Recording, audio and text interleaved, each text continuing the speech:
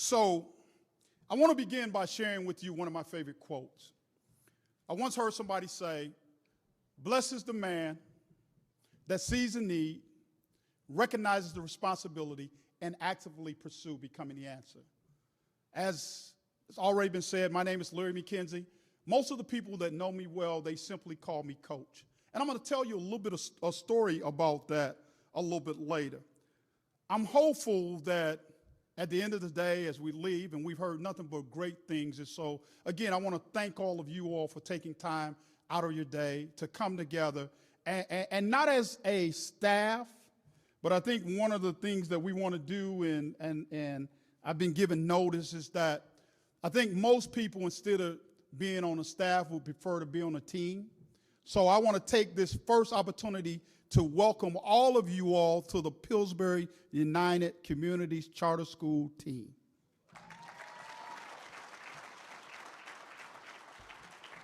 If I can, I want to just take a quick survey. And I have a couple people that I picked out before this, and so I'm going to call on them real quick. Amy, where you at? Okay, Amy, if I was to give you a piece of coal, place a piece of coal in your hand, what would you do with it? I'd save it for a cold night. You save it for a cold night. Latasha, where you at? Is she hiding from me back there? Okay, I think Latasha's, okay. All right, I'm going to move on to Sean. Sean, if I was to give you that piece of coal, what would you do with it? Start a fire with it. I always, when I get an opportunity to talk to educators, I always like to ask them that question. If I was to give you a piece of coal, what would you do with it? Most time the response is, I don't know. I'll throw it away. And the reality of it is that every morning, about 7:45 a.m., in this country, kids, brown and black, that often look like a piece of coal walk into our buildings. And the reality of it is that most people don't know what to do with it, or they throw it away. And so, if you think about coal, it's often described as dark brown. And some people see it on the surface as having little value at all. But also, one of the traits of coal is that they say it's combustible. And those are the kids that we call special ed, and we give them names like ADD and ADHD. And so one of our biggest challenges that I want to challenge you with today, that as you go back into your buildings next week, I want you to begin to see those kids a little bit differently. See, one of the things that I've learned about coal, that if you add a little bit of pressure, and you send them through a system, that coal have the potential to become a diamond. And instead of looking at our kids as potential diamonds, we see them as that piece of coal. One of the things that I often say is this. I say this when I get an opportunity to talk to kids and to the adults. I'm a believer, and Antonio mentioned it this morning, that we just don't use the term around achievement gap. Now, I'm the son of two educators. My mom was an elementary school teacher. My dad taught special ed for 34 years. And I don't believe that there's such thing as a failing kid. Because when we talk about equality and being equal, I guess I'm just crazy enough to believe that the maker of this computer believes in perfection. So obviously there's nothing wrong with the hardware. The challenge is the software and the programmers. And you are the programmers. So we've got to begin to look at our kids differently, talk to our kids differently. I want to share a quick little story, and I'll kind of share my story a little bit as I begin to try to wrap this up. At the tender age of 23, and that wasn't that long ago. As I was graduating from college, a good friend of mine, he approached me about joining an organization called Big Brothers, now called Big Brothers and Big Sisters. And I have to be honest that coming out of school, that I was one of those people, as I said, growing up in a household with educators, the last thing in the world that I ever thought that I wanted to do was be around kids.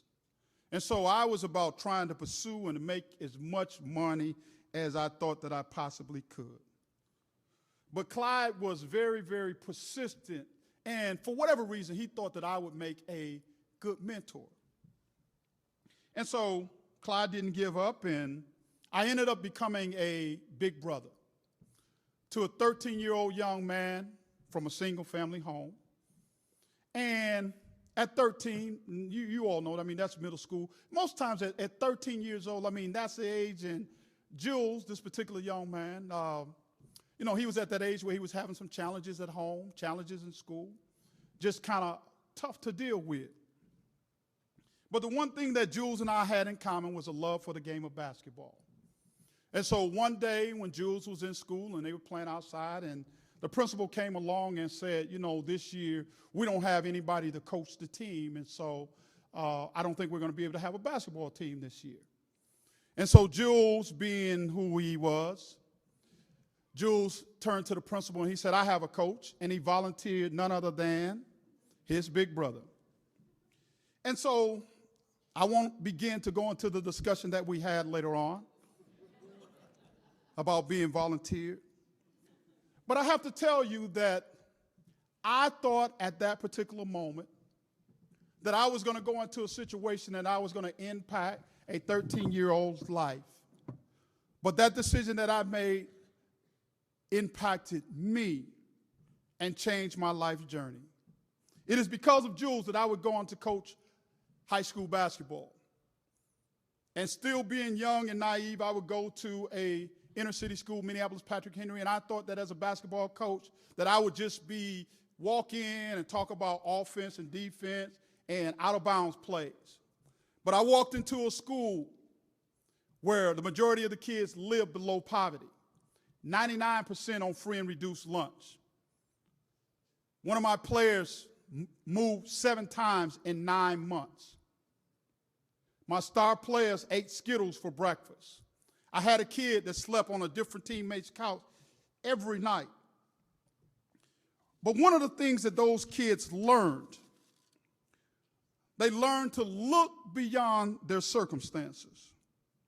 And so with that, the reason that I tell you the story is not out of arrogance or to brag, but I want to tell you that those kids will later go on to become the first team in the 100-year history of Minnesota to win 4 consecutive state titles. But more importantly, 100% graduation, 100% college. 5 National Honor Society students.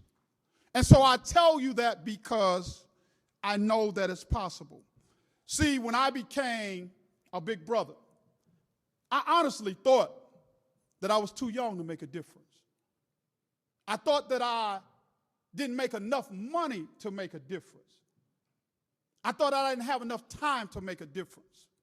And so what I'm here to tell you today, that it doesn't matter how old you are, income, color, any of those kind of things, that we can make a difference. And so what were some of those things that we began to help our kids see themselves differently? Because I'm a believer that if I could change your mind, I could change your life. And so every day, twice a day, sometimes 3 times a day, we would go over our creed. That this is the beginning of a new day. I have been blessed with this day to use as I will. I can waste it or use it for good. For what I do today is important. I'm exchanging a day of my life for it. I must decide whether it's good or bad, gain or loss, success or failure, in order that I will never regret the price that I paid for it. I'm a big fan of John Wooden. When you want to talk about time and equality, John Wooden says that at the strike of midnight, regardless of who you are, each one of us are given 86,400 seconds. The question becomes, what are we going to do with it? So as I said, today for us have been about creating choice, change, and connections. I thought when I became a Big Brothers that I was making a choice to change a 13-year-old young man's life. My life was changed. And a year and a half ago, I lost Jules at the age of 43. But we will forever be connected. And so today I just want to close by encouraging you. Our kids need champions. And your role is to be that champion. And what is a champion? Well, Michael Jordan says that champions are people that are willing to do what no one else is willing to do. And what does that mean for us? That means that sometime at 3 o'clock, when the bell rings, somebody still needs us. Lastly, I want to say to you, our kids need commitment. And what is commitment? Commitment is never giving up, never giving out, never giving in. And so my challenge to you is that when you return to those classrooms on Monday, I want you to join me in the mantra of saying, I refuse to lose. I refuse to lose. Let me hear you. I refuse to lose. I refuse to lose. It's about our babies. Thank you, choice, change, and connections.